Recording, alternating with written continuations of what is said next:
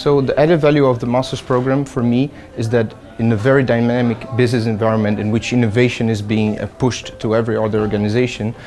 it is important that we're prepared to deal with more than simply operational or factual numbers and start looking at the broader perspective in a more strategical way. The Master of Supply Chain Management at BUAS prepares her for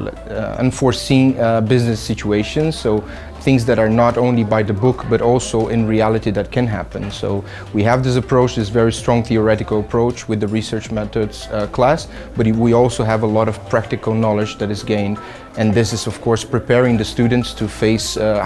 let's say, broader issues when they start working.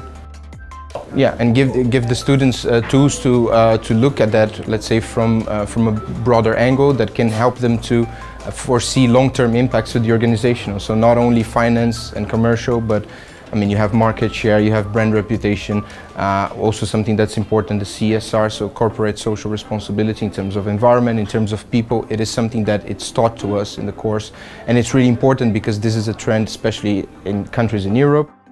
When you have a course or a background in a master's like this, then you're more prepared to understand why each decision making action is done by a company or by an organization, and understand what is the strategy behind it and how to better cope with it. So in terms of my career, this supply chain strategist course